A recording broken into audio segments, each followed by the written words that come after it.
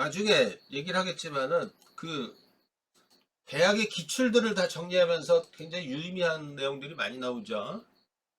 아무래도 철학의 기본 지식 같은 경우는 인식론, 존재론, 가치론, 형이상학 이런 근본 물음에 대해서는 상위단의 대학일수록 많이 내는데 되게 어려워하지. 오늘은 이 보편, 절대, 상대 이런 개념을 굉장히 중요한 개념이고 제일 많이 나오지. 짧게 보면서 경희대 모의고사를 가지고 그 한번 읽어보자고. 어떻게 문제로 구성이 됐는지. 자, 이거 읽어주면서 여러분들이 머릿속에서 따라와야 돼. 굉장히 어려운 개념이야. 그러니까 보편과 특수, 절대와 상대, 주관과 객관, 이 개념들은 어떤 범주를 이루면서 어떤 대립 호응을 이뤄. 그런데 그건 보는 시각에 따라 또 차이가 나는 거야. 이게 이제 보편과 특수, 절대와 상대, 주관과 객관, 이 개념이 인식론에서 가장 중요한 개념이야. 자, 보편은 뭐냐면은 일반적인 것, 공통적인 것, 모든 것으로서의 완전히 정해진 성질을 띠고 있는 것. 그러니까 여러분들이 보편, 특수, 절대, 상대, 주관, 객관 이런 것들은 개념이라는 게 그래. 추상적이고 관념적이지. 뭔지는 대충 알겠는데 딱히 정의하기 어려운 것들이 있지, 그지? 인식론적 물음들이 그런 거야. 하여튼 자부지간 공통적인 것, 일반적인 것, 보편적이라고 하죠. 모든 것, 뭐 이런 개념들 띄고 있는 거예요. 개별자, 개별자라는 건 개별적인 것을 말하는 거지. 반대되는 것이자 관련한 모든 사물에 반드시 적용되는 것이고, 보편적이라는 그 자체로 있는 것이라는 인식을 가능토록 하는 그 어떤 것이다. 세계라는 건 나와 나를 둘러싼 모든 것들을 얘기해. 세계의 내. 그러니까 인간의 의식밖에 실제로 존재하는 대상은 무수히 많고 개별적이지만 실제로 존재한다는 걸 실체라 그러지. 인간의 정신에 있는 대상은 하나이고 보편적이다. 그러니까 컵들이 바깥에 보면 막 무슨 컵, 종이컵, 무슨 컵, 무슨 컵, 그런 거 많잖아, 그죠? 그러다 머릿속에는 어떤 추상이 하나 있지. 컵이라는 관념이 하나 들어있죠, 그죠? 어? 명확하지 않지만 이게 되게 중요해. 이 관념, 이 컵이라는 관념을 가지고 플라톤과 이데아가 생각이 달라. 어? 이게 이제 서양 철학의 출발점이야. 플라톤은 그걸 이데아 개념이라 그러죠. 플라톤은 여기서 지금 말하는 인간의 의식 밖에 실제로 존재하는 대상이 많고 개별적인데 그 정신 머릿속에 그 완전체가 하나 있다 그랬지, 그죠? 이데아. 그걸 이데아라 그래서 컵은 컵이 이데아가 있다는 얘기지. 그러니까 이데아는 현실에 바깥의 세상에 있는 게 아니라 플라톤의 완전함은 이데아는 앞으로 완전함이라고 생각을 하면 돼. 그 완전한 그 무엇은 각각의 머릿속 더 나아가 저 하늘에 우리가 보이지 않는 어떤 것에 뭐 가까이 있을 수도 있겠고 추상적으로 관념적으로 있다는 거지, 그죠? 완전함. 우리는 그래서 그 완전함에 도달하기 위해서 노력해야 된다는 거야. 컵은 컵의 완전함에 도달하기 위해서 노력을 해야 된다는 거. 그래서 플라톤의 사상을 일컬어서 이상주의라 그래. 완전한 이상주의. 알겠지, 그지? 이상주의라 그래. 그런데 플라톤과 달리 아리스토텔레스는 일단은 그 완전함을 추구하는 이데아 사상에 대해서는 스승인 플라톤의 어떤 생각에 따르고 있어. 일치하는데 다만 어느 지점에서 다르냐면은 그 완전함이라는 게 우리의 머릿속에 관념적으로 추상적으로 있는 게 아니라 현실의 개개의 사물에 있다고 보는 거야.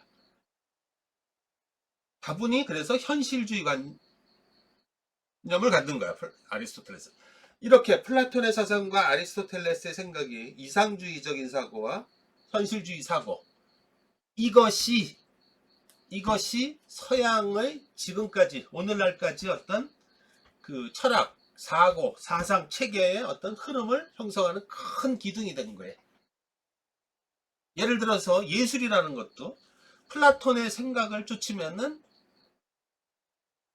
어떤 아름다움 추구해야 돼? 완전한 아름다움, 조화미, 비례미, 균형미 이런 것들, 순수한 아름다움, 순수미를 찾아야 되겠죠? 그러니까 작품 그 자체가 되게 중요한 거야. 근데 아리스토텔레스의 생각을 쫓으면 어때?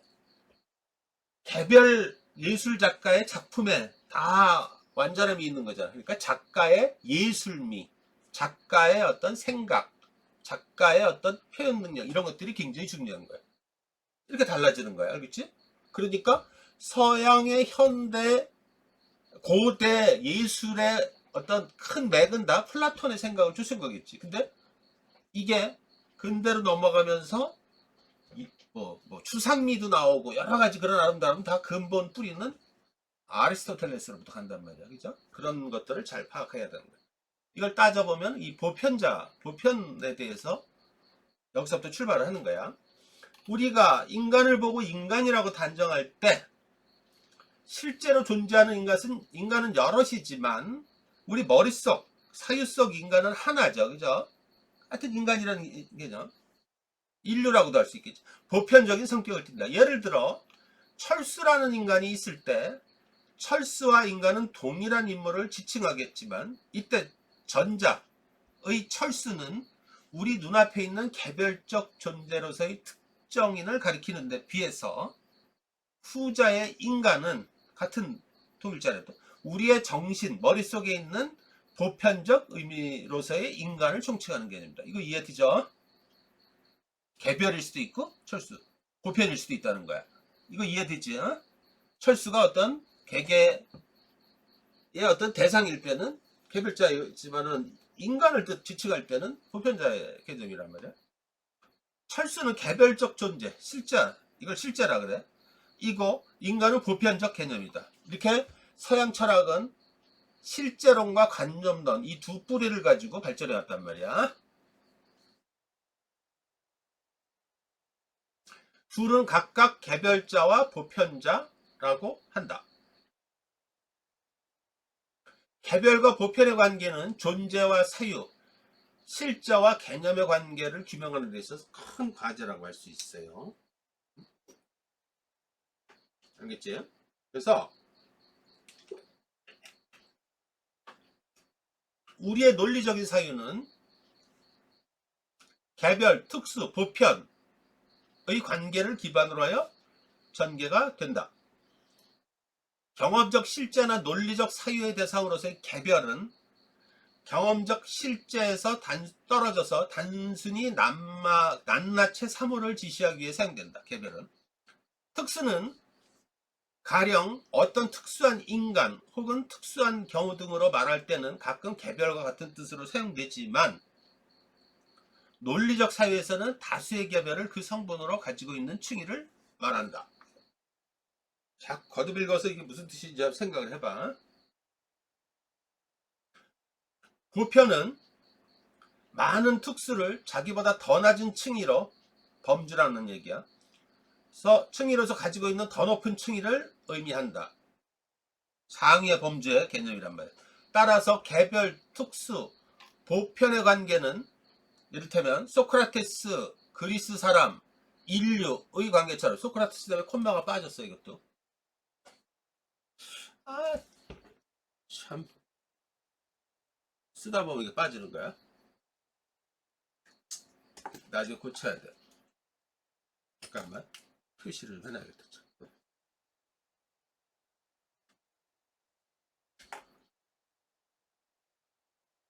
외연의 관점에서 포섭 내지는 포함 관계로 고찰되고 외연이라는 거 가서 찾아봐. 다 해놨어. 법 개념이 밖으로 점점점 확장돼 가는 개념이야. 그 반대 개념은 네포라 그래. 이를 간단히 개, 종, 유로 표현한다. 개별, 특수, 보편과 관련한 것을 각각 개별적, 특수적, 보편적이라고 부르고 그들 각자가 가지고 있는 성격 내지는 상태를 개별성, 특수성, 보편성이라고 부른다. 일반적으로 경험과학에서 특수와 보편은 그 외연의 크기 정도에 따라 상대적으로 구별하는 것에 불과하다. 예를 들면 소크라테스에 대하여 그리스 사람은 보편이고, 잘 들어, 그리스 사람은 유럽 사람에 대해서 특수이고 유럽 사람에 대해서 인류는 보편이다. 알겠죠? 이 개념을 다시 말해 종속관계를 나타내는 많은 층위가 형성하는 한 계열 속에 각 단계에 있어서 높은 층위는 다 개념적 범주를 얘기해. 낮은 층위에 대하여 보편이고 반대로 낮은 층위는 높은 층위에 대해 특수인 것이다. 알겠죠? 머리가 빙빙 돌아? 응? 옛날에 철학을 논할 때 이렇게 어저렇게 한다고. 자, 이게 중세에는 보편 논쟁이 굉장히 크지. 보편성의 문제는 어떤 거냐면은 플라톤 이데론이 만들어낸 중요한 이슈 하나는 보편성의 문제로 중세 내내 이 보편 문제 가지고 그 사상의 흐름을 이끌었던 거야. 이후 철학사의 핵심 주제가 된다. 중세 철학 논쟁, 보편 논쟁의 계보에는 자 이게 뭐냐? 보편은 현실에 존재하며 개별적인 것보다 더 위에 선다는 실제론과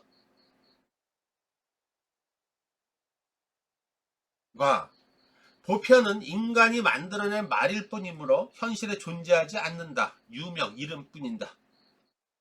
노미널 하다는 명목, 유명론이 있다. 그러니까 이 보편이 실제하는 거냐? 이름에 불과하냐? 응? 이걸 가지고 막 얘기를 한 거야. 이게 철학에서 이게 동양으로 넘어가면 뭐야? 이와 기의 논쟁이야. 이와 기. 우리 많이 들어봤죠? 이기론. 응? 또 근대 가면 데카르트가 논쟁을 끄집어내서 정신과 육체는 어?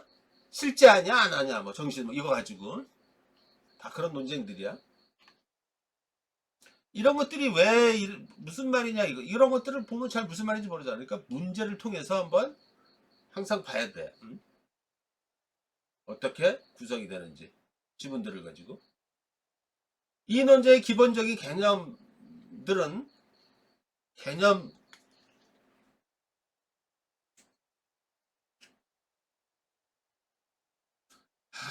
이게 출판사가 마음대로 지가 바꾼 거야. 개념 틀인데. 내가 이게 제일 내가 황당해. 응? 출판사가 이걸 들로 생각을 해서 바꿔놓은 거야 또. 이거 읽어보면 이렇게 다 나오잖아. 기본적인 개념 틀은 그래서 이게 바꿔야 돼. 분명히 틀리라고 해놨는데 이걸 또 이렇게 바꿔놨네. 한 번은 책을 썼는데 완전히 막 그 내용을 막 각색을 하듯이 해놔가지고 그때 막 내가 막 어쩔 줄을 모르고 그런 적이 있었는데 그래서 이게 요즘 와서는 번역서들 이런 거 보면 엉망진창. 그래서 내가 그때 옛날에 열받아서 내가 직접 일본어 번역한 거 책도 하나 있는데 그 기반 지식이 없는 상태에서 번역을 하면 엉망진창이 되는 거지. 응? 심지어는 말이야 너무나 놀란 거 또 봤어. 그 무슨 영화인지 내가 기억이 안 나는데 야매라 그러지. 그 CD 있잖아. CD 그제? 그 무슨 CD라 그래? 그 복제한 CD. 어? 그거를 누가 주길래 영화를 하나 봤는데 어?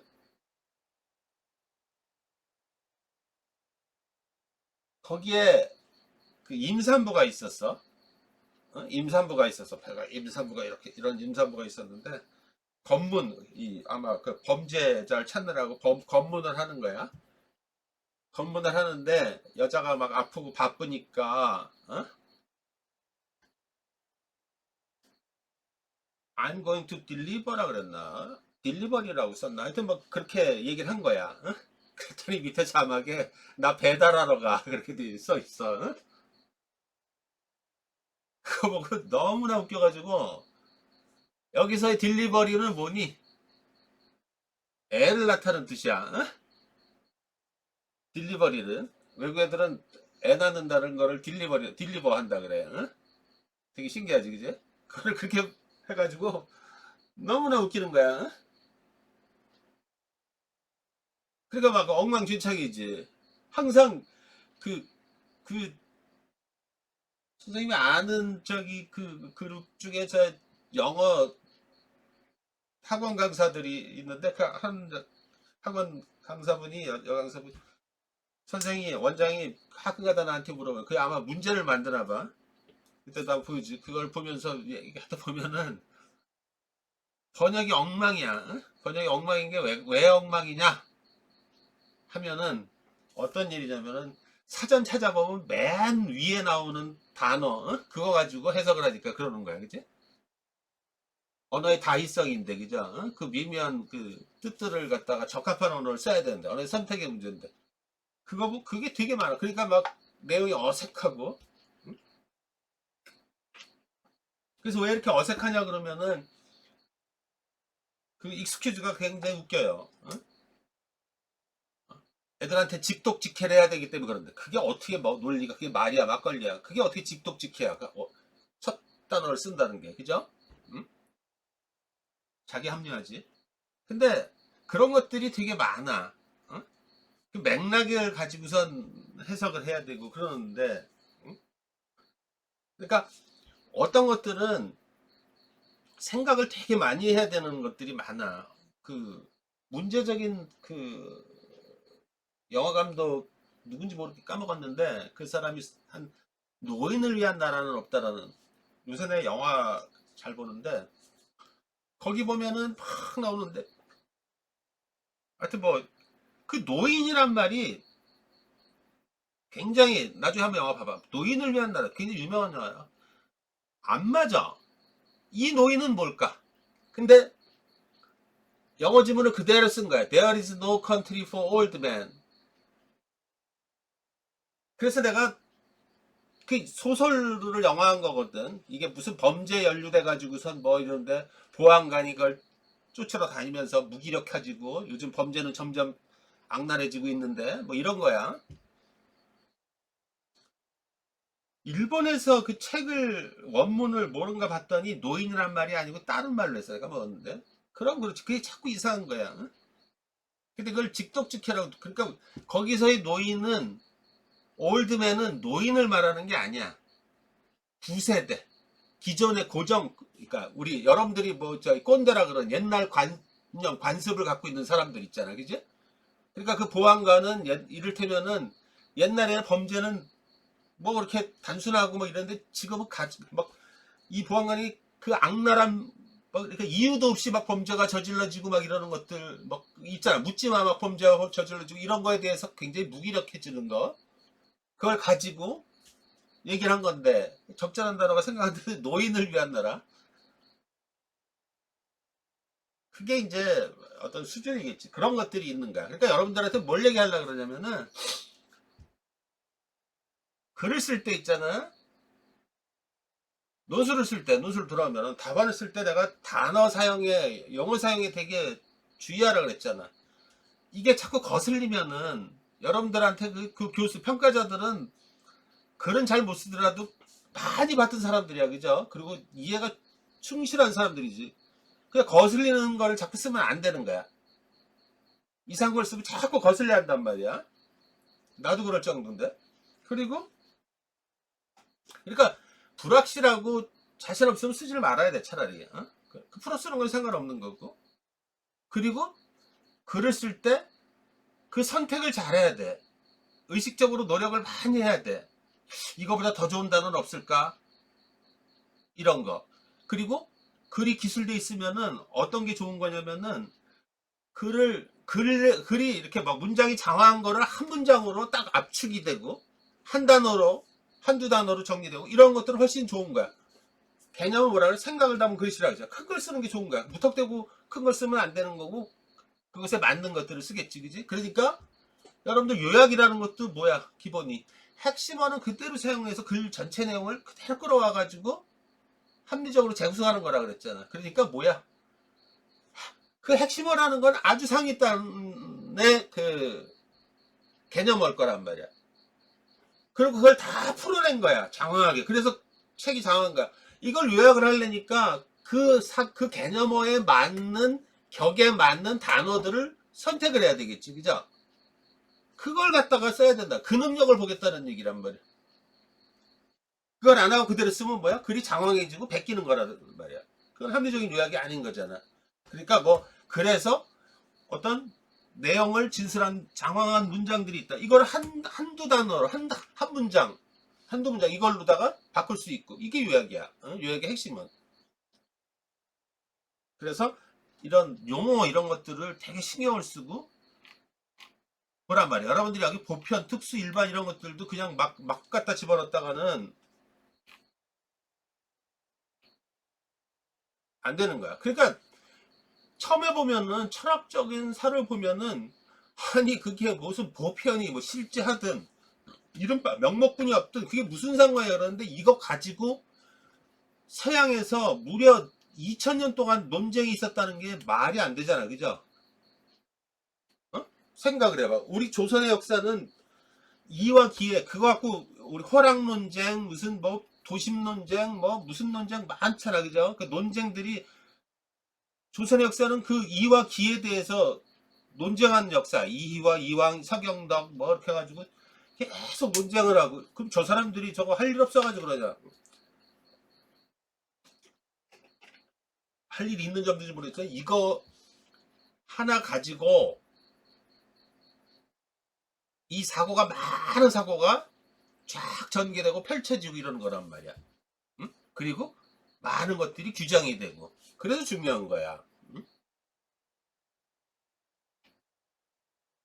너무 놀라죠. 보편이라는 게 이렇게 관념적이고 추상적이라는데 이게 실제한다고 보는 너무 재밌는 건 또 무슨 얘기냐? 이 실제한다는 개념이 현대 21세기 철학 지금 돌아가는 철학에서는 신실제론, 신유물론, 새로운 실제론이라고 해서 지금 미국 가봤더니 코로나 난리도 아니야. 거기서 활발하게 어, 진행이 되고 있어. 응? 많은 철학자들 속에서. 그럼 왜 다시 실제론이라는 이 낡은 사상을 논리를 이 이론을 철학적인 사유를 왜 끄집어냈을까를 한번 생각을 해봐. 이게 지금 수능에서는 많이 관련된 질문이 많이 나오는데 논술에서는 너무 어려워서 그런지 교수들이 공부를 안 해서 그런지 안 나오는데 모르겠어. 나랑 선생님이라면 난 이걸 가지고 출제할 것 같아. 신실제론이 나오는 가장 큰 배경은 뭐야? 지금 여기서 보면은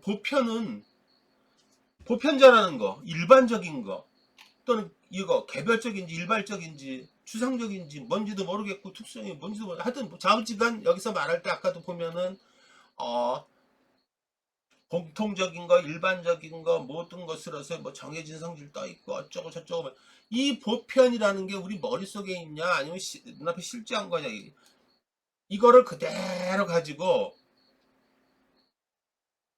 생각을 해봐. 왜 이게 다시 끄집어냈을까? 가장 큰 거 뭐야? 가상현실, 증강현실. 도대체 지금이 내가 기계인지 기계가 난지, 어? 지금이 이게 지금 실제로 리얼한 세상인지 가상현실인지 지금 구분이 안 되는 시대가 돼버렸잖아. 그죠? 그래서 포트넘의 통 속에 내 많은 사고 실험들이 일어나면서 이게 다 뭐냐면 실제론, 도대체 이 보편론제, 이 실제론에 대해서 지금 다시 보는 거야. 그래서 이거를 그래서 현대 사상은 신실제론, 신유물론이라고 그래. 나중에 내가 다시 한번 시간이 되면 내가 저기 말해줄 테니까 어려운 거야. 나도 지금 공부하고 있는 중인데 굉장히 어렵고 그런 거란 말이야. 그죠? 너무 웃기잖아. 가상 현실이 진짜 진짜 실제인 것 같기도 하고 지금 막 구분도 안 되고 막 어? 그런 현실에서 우리가 지금 살고 있잖아. 좀 불과 막 그 십수년 사이에 막 이런 일이 급작스로 벌어졌잖아. 그죠? 그래서 그런 거야. 이 논쟁의 기본적인 개념 틀은 플라톤주의로부터 출발하며 둘 사이의 본질적인 차이점은 현대 철학의 여러 분야에서도 전반적으로 나타나고 있다. 실제론적 입장은 물질적 특성이나 윤리적 사실 혹은 수학적 원리 등과 같이 우리의 인식이나 경험과는 독립적으로 세상 그곳의 실체한다는 시각을 견지하고 있고, 그 반대편 입장에선 철학자들은 반실제론이라 그래. 실제론, 반실제론, 윤리도 그런 식으로 막 나눠져. 응? 윤리적인 관점도 너무나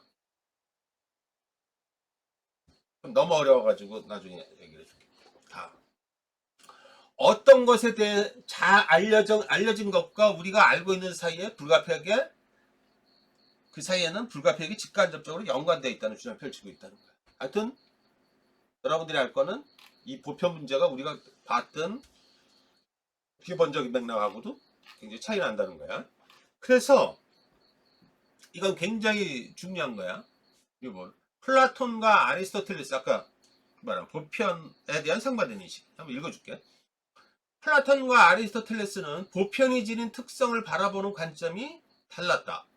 플라톤은 보편자가 개별자로부터 따로 분리되어 존재한다고 보았지만, 아리스토텔레스는 보편자의 실제는 개별 사물 안에서 발견되어야 한다고 보았다. 아까 설명했죠. 플라톤은 이데아, 즉 보편은 개별 사물 밖에서 실존한다 라고 생각했다. 보편은 형상을 뜻하는 본질, 즉 이데아의 세계를 표상하는 참된 실제로서 형상과 진료라는 개념이 있어. 나중에 찾아봐. 현실 세계에 있는 개별 사물과 분리되어 독립적으로 존재한다. 따라서 개별 사물, 즉 개별자는 형상의 기억을 통해 보편을 모방하고, 보편은 개별 사물을 통해 우리에게 감각적으로 경험될 뿐, 보편 그 자체는 우리가 경험할 수 없는 세상 전어버에 있는 완전한 것이다. 그러나 아리스토텔레스는 이러한 플라톤의 입장과는 견해를 달리했다. 아리스토텔레스는 개별 사물, 즉 개체, 개별자 안에 본성, 보편자가 있으며, 이 보편은 개체 바깥에 독립해서 실제하지 않고 개개 사물에 내재한다고 했죠. 개별 사물은 진료와 형상의 결합으로, 형상은 진료와 결합할 때만 개체를 형성한다고 보았다. 우리 눈으로 볼 수 없는 보편자, 즉 곧 형상은 독립적 대상으로 존재하는 게 아니라 감각적인 개별 사물 안에 내재하고 있다는 것이다. 그에게서 개별자, 곧 개체는 특수한 것인데 비해 형상은 보편자로서 개별자 안에 들어있는 전체를 감싸고 함축하는, 다시 말해 많은 다양한 것을 하나의 이름으로 부르게 하는 것을 뜻한다. 이게 철학으로 쉽게 썼는데도 이렇게 어려워. 이 보편인식이 근대의 대륙의 합리론과 연구의 경험론 있죠. 에서도 또 차이를 보여. 이런 거를 둘러싸고선 구성하고 그러면 굉장히 어려워져, 문제가. 플라톤과 아리스토텔레스의 보편적 진리에 이르는 방법에 대한 견해 차이는 근대 들어 철학자들을 두 사상으로 갈라놓았다. 이렇게 갈라진 거야. 그래서 플라톤을 따라 선험적인 지식, 즉 탁월한 지식을 믿는 합리주의,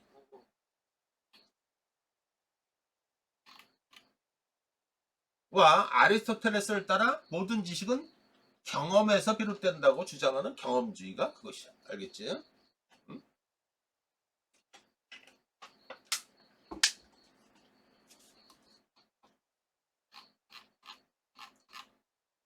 어딨지? 절대와 상대 하나만 보고서